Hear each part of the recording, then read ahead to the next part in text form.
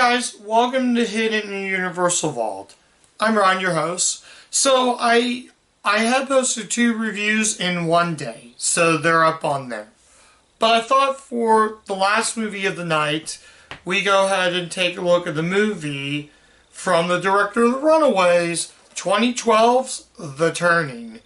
Yes, this was directed by Fora Sigismundis.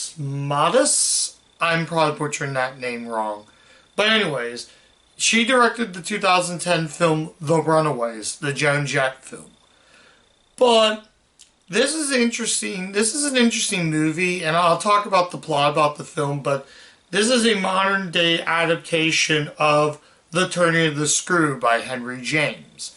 Hence why they called it The Turning. No, I'm wrong. It's called The Turn of the Screw, which eventually become The Turning, as I said before. The movie stars Mackenzie Davis and Finn Wolfhard.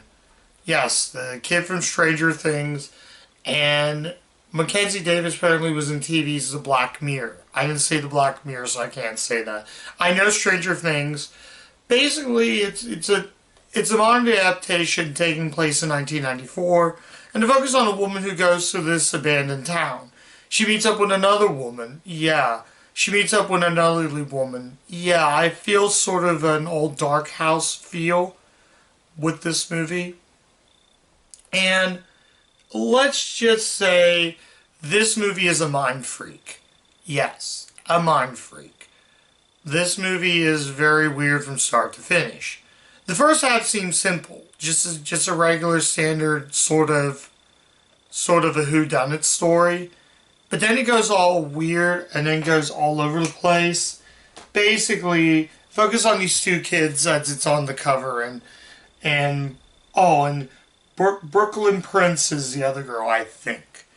So it's really weird. To me, it kind of worked and kind of didn't work. It was a really weird watch. Don't get me wrong, this is not a bad movie. This is okay for what this is trying to be. For a horror thriller, it does its job. But it seems like some of the characters like to just scream the whole time. There's also a lot of unnecessary underwater scenes, much like a film I covered, Dragonfly, which that had an unnecessary underwater scene. This one has 2 unnecessary underwater scenes. We see the one main character, she goes out, calls her friend on the phone, and she's like panicking, hangs up the phone, she swan dives right in the water, seeing what it is. Turns out it was a glass doll that the 2 kids pranked. There's also another scene where a hand comes, just picks her up and slams her on the ground. And it really, really doesn't make any sense. I do apologize if I'm closing the door a little bit. I'm only going to do a little bit. There we go. It just kind of bugged me, but ignore the crackling door.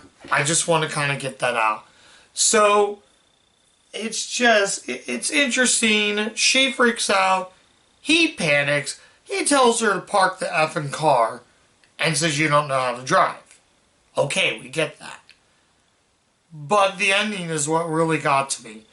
There's a lot of jump endings that make absolute no sense, and it's just very, very weird way to sort of end the film.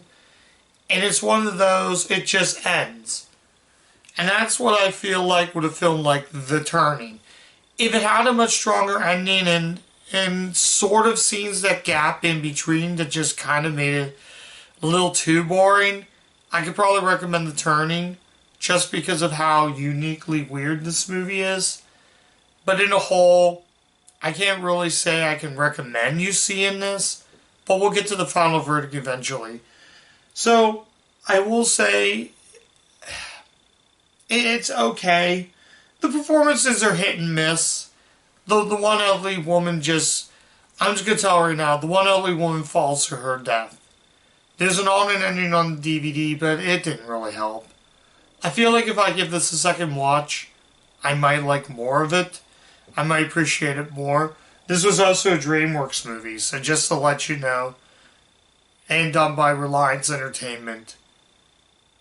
But yeah, the bonus feature, like I said, has an alternate ending, delete scenes, and behind the turning. So we get a few special features.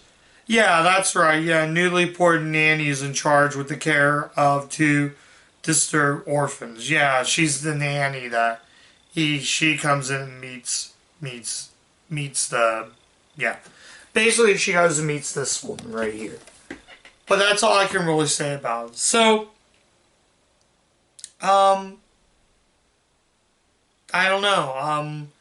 I guess that means it's final verdict time.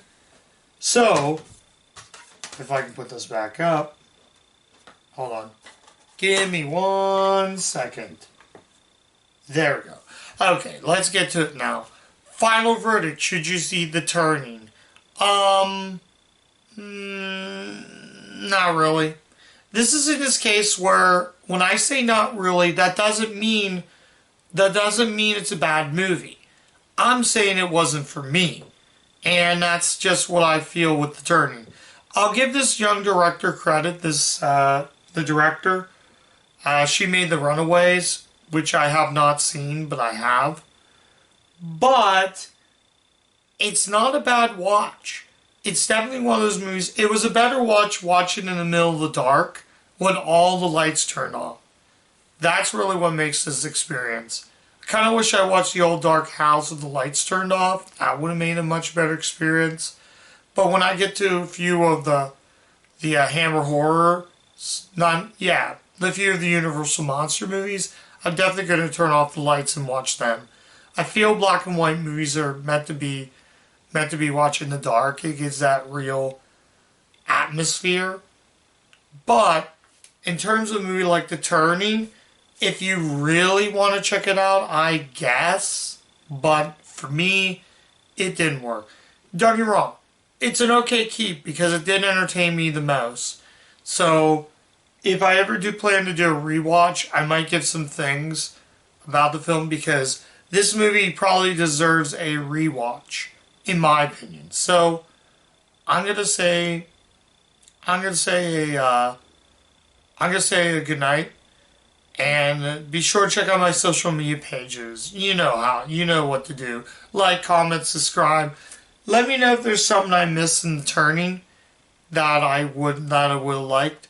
So I will catch you guys later. Bye.